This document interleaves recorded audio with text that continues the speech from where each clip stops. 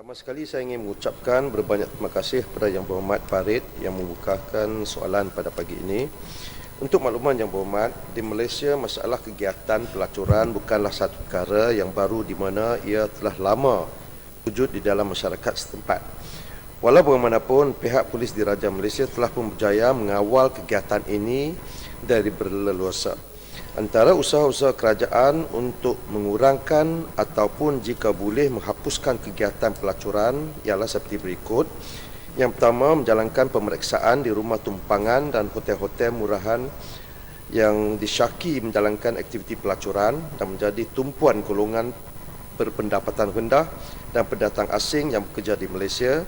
Yang kedua, menjalankan serbuan dan pemeriksaan di hotel-hotel sekitar Chowkit yang mempunyai spa, memandangkan ada spa-spa yang menjalankan kegiatan pelacuran yang melibatkan perempuan warga asing dan tempatan.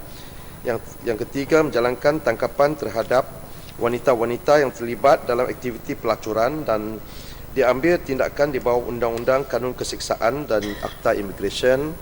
Yang keempat, menjalankan tangkapan terhadap orang-orang yang terlibat dalam penganjuran aktiviti pelacuran dan diambil tindakan di bawah Undang-Undang Kanun Keseksaan.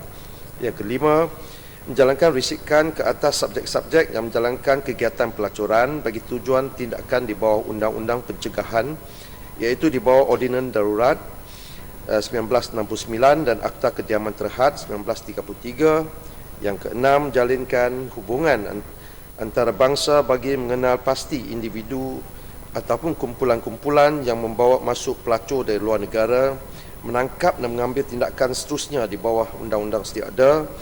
Yang ketujuh, memberi penerangan kepada orang ramai agar tidak melangan pelacur yang akan menggalakkan lagi kegiatan ini dan memberi penerangan akan bahaya penyakit kelamin dan penyakit-penyakit berbahaya yang lain yang disebabkan oleh pelacur-pelacur yang tidak ketahui tahap kesihatan mereka. Dan akhir sekali, mengadakan operasi-operasi bersepadu antara semua agensi penguatkuasaan kerajaan negeri dan kerajaan pusat yang berkaitan dari semasa ke semasa. Sekian, terima kasih. Ya, Farid. Terima kasih Yang Hormat Timbalan Menteri. Dilihat taktik kegiatan pelacuran pada masa kini tidak hanya tertumpu di lorong gelap sahaja, yang mana pelacur sendiri melakukan penawaran perkhidmatan.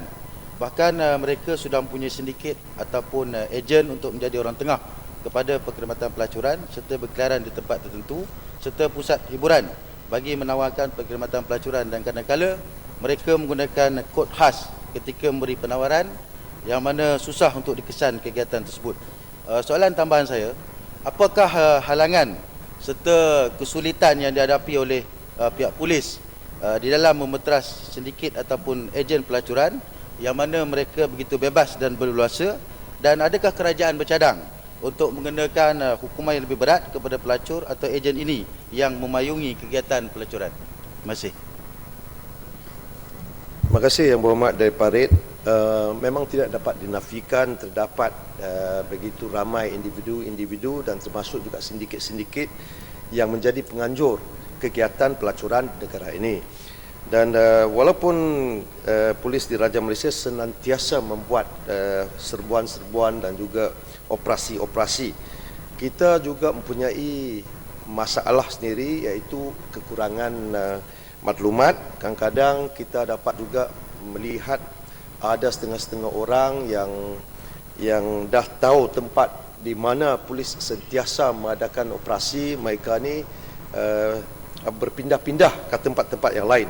Tapi pada keseluruhannya saya ingin menyatakan di Dewan Mulia ini bahawa setakat ini operasi-operasi yang diadakan dan dijalankan oleh pihak penguatkuasaan, iaitu pihak polis Diraja Malaysia, termasuk juga Jabatan Agama Islam negeri, setiap negeri, telah pun dikatakan berjaya juga.